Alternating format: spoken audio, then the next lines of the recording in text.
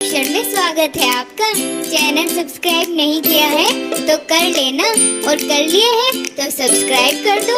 घंटी का बटन दबाना बिल्कुल मत भूलना, और जल्दी से नोटबुक लेके बैठ जाओ। साथ साथ नोट्स भी बनाना है, पेपर में अच्छे नंबर लाना है।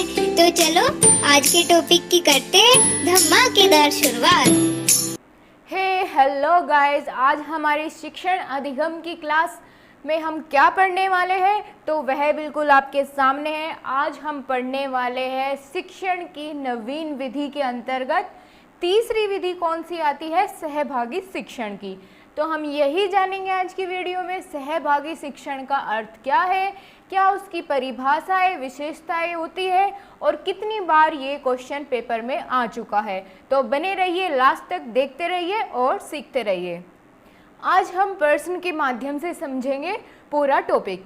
ठीक है फ्रेंड्स, तो पूछा गया है प्रश्न में कि सहभागी शिक्षण का अर्थ स्पष्ट करते हुए इसकी विशेषताएं एवं उद्देश्यों का वर्णन कीजिए। ओके, सबसे पहले हम अर्थ समझेंगे। सहभागी शिक्षण का क्या अर्थ है। तो सहभागी शिक्षण से अभिप्राय शिक्षण प्रक्रिया में शिक्षक एवं शिक्षार्थी की सहभागिता से है। किससे है? शिक्षक एवं शिक्षार्थी दोनों की सहभागिता से अभिप्राय ही सहभागी शिक्षण है। ठीक है दोस्तों, शिक्षण की प्रक्रिया में शिक्षक एवं शिक्षार्थी दोनों ही महत्वपूर्ण होते हैं। शिक्षण प्रक्रिया की सफलता के लिए दोनों की सहभागिता होना आवश्यक है। ओके फ्रेंड्स, सहभागी शिक्षण कौन सा शिक्षण होता है जिसमें शिक्षक एवं शिक्षार्थी दोनों की सहभागिता रहती है और दोनों ही महत्वपूर्ण होते हैं शिक्षण प्रक्रिया की सफलता के लिए। ठीक है दोस्तों, आगे चलते हैं और देखते हैं एक दूसरे के बिना शिक्षण प्रक्रिया अधूरी है। अगर शिक्षक है, शिक्षार्थी नहीं है तो शिक्षण की प्रक्रिया पूरी नहीं हो सकती, ये आप सभी जानते हैं। तो दोनों एक दूसरे के लिए ज़रूरी है और एक दूसरे के बिना यह प्रक्रिया अधूरी है। कक्षा में शिक्षण कार्य करते समय शिक्षक कई प्रक्रियाएं करता है। किस तरह की प्रक्रियाएं करता है वह भी जान लेते हैं। वह शिक्षार्थियों से प्रश्न पूछता है।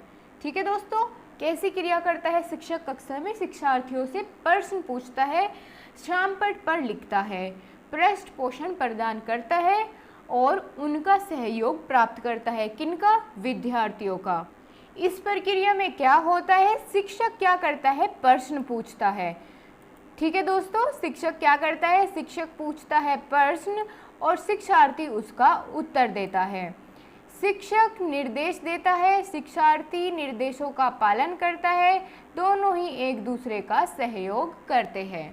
ओके फ्रेंड्स, क्या होता है इस पूरी प्रक्रिया में ये हमने जान लिया है। एक बार फिर से देखते हैं कि शिक्षक शिक्षार्थी की सहभागिता किस प्रकार से होती है एक कक्षा के अंदर। कैसे होती है? शिक्षक प्रश्न पूछता जाता है और शिक्षार्थी उसका उत्तर देते हैं। तो यही हुई सहभागिता। अब देखते हैं कि इसकी परिभाषा किसने दी और कौन सी दी। तो प्रोफेसर दुबे श्री कृष्ण के अनुसार इसकी परिभाषा दी गई है, सहभागी शिक्षण का आशय उस शिक्षण प्रक्रिया से है जिसमें शिक्षक और शिक्षार्थी की पूर्ण सहभागिता निश्चित होती है तथा सहभागिता द्वारा ही शिक्षण प्रक्रिया प्रभावशाली एवं उद्देश्यपूर्ण बनती है। ठीक है दोस्तों, जो हमने ऊपर पढ़ा है वही इसकी परिभाषा में बताया गया है। क्या? कि सहभागी शिक्षण का आशय उस शिक्षण प्रक्रिया से है जिसमें शिक्षक और शिक्षार्थी की पूर्ण सहभागिता निश्चित होती है। ठीक है दोस्तों, शिक्षक और शिक्षार्थी की पूर्ण सहभागिता निश्चित होती है तथा सहभागिता द्वारा ही शिक्षण प्रक्रिया प्रभावशाली एवं उद्देश्यपूर्ण बनती है। सहभागी शिक्षण में शिक्षक एवं शिक्षार्थी दोनों का ही महत्वपूर्ण स्थान है। शिक्षण प्रक्रिया को सरल, प्रभावी एवं उद्देश्यपूर्ण बनाने के लिए दोनों की सहभागिता होना अति आवश्यक होता है। अब देखेंगे हम कैरेक्टरिस्टिक ऑफ पार्टिसिपेशन टीचिंग। सहगामी शिक्षण की विशेषताएं क्या क्या होती है, चलिए ये भी जान लेते हैं। साथ के साथ सहभागी शिक्षण प्रक्रिया से शिक्षण के समस्त पक्ष लाभान्वित होते हैं। समस्त पक्ष कौन कौन से? शिक्षक और शिक्षार्थी दोनों ही। शिक्षार्थी किस तरीके से कि जब वो सहभागी हो जाते हैं, सभी क्रियाओं में सहभागिता दर्शाते हैं, दिखाते हैं, तो वे जल्दी सीखते हैं और अधिक सीखते हैं, ठीक है, और उनका ध्यान भी पढ़ाई की तरफ केंद्रित रहता है। और शिक्षक को देखें कि शिक्षक कैसे लाभान्वित होता है, तो उसका लाभ ये है कि वो अपनी पाठ्यक्रम को बच्चों के बीच में सही तरीके से या सही ढंग से प्रस्तुत कर पाता है और उसका उद्देश्य भी पढ़ाने का पूर्ण होता है। सहभागी शिक्षण में शिक्षक एवं शिक्षार्थी दोनों की सहभागिता अनिवार्य है। ये बात हम पहले भी पढ़ चुके हैं, तो ये इसकी विशेषता है कि दोनों का होना अनिवार्य है। इस प्रक्रिया में शिक्षार्थी की सहभागिता होने से वह क्रियाशील बना रहता है। कौन? शिक्षार्थी। सहभागिता शिक्षण में शिक्षार्थी का महत्वपूर्ण स्थान होता है, क्योंकि उसी के लिए ही ये चीज़ें या ये क्रियाएं अपनाई जाती है, तो महत्वपूर्ण स्थान तो होगा ही उसका। वर्तमान समय में यह प्रक्रिया श्रेष्ठ शिक्षण प्रक्रियाओं में से एक प्रक्रिया है। इसीलिए मैं आपको ये बिल्कुल क्लियर कर देना चाहती हूँ कि अगर ये क्वेश्चन आपके पेपर में बनता है तो आप बहुत क्लियर लिख के आएंगे इसमें, ठीक है दोस्तों। आगे देखते हैं। यह क्रिया सहयोग एवं सहभागिता पर आधारित है। इस प्रक्रिया में शिक्षण अधिगम प्रक्रिया प्रभावशाली एवं बोधगम्य रूप में प्रस्तुत की जा सकती है। तो ये हमने जानी विशेषता सहभागी शिक्षण की। अब हम देख लेते हैं कौन कौन से ऐसे उद्देश्य हैं जो सहभागी शिक्षण क्रिया के अंतर आते हैं। AIIMS of participation teaching. Okay, चलिए देखते हैं। इसमें शिक्षक एवं शिक्षार्थी दोनों को क्रियाशील स्थिति में रहना होता है। ये इसका प्रिंसिपल है या एम है कि दोनों को ही सहभागिता दिखानी होती है। शिक्षार्थियों को स्थायी ज्ञान प्राप्त कराना, ये इसका उद्देश्य है कि शिक्षार्थियों को स्थायी ज्ञान प्राप्त कराना। सहभागी शिक्षण के माध्यम से कक्षा के नीरस वातावरण को दूर कर उसे आनंददायक बनाना भी सहभागी शिक्षण का उद्देश्य होता है। शिक्षार्थियों को शारीरिक एवं मानसिक रूप से क्रियाशील रखना, ये भी उद्देश्य है सहभागी शिक्षण का। इसीलिए ही दोनों की सहभागिता अनिवार्य होती है, क्योंकि उसमें क्या होता है, जब एक शिक्षक प्रश्न पूछता है और छात्र उसके उत्तर देता है, तो क्या होता है कि वो मानसिक और शारीरिक दोनों रूप से क्रियाशील रहता है उस टाइम पे। शिक्षार्थियों को उनकी महत्वपूर्ण स्थिति का ज्ञान कराना, ये भी उद्देश्य होता है। और आखिरी में हम पढ़ेंगे शिक्षार्थियों का सर्वांगीण विकास करना।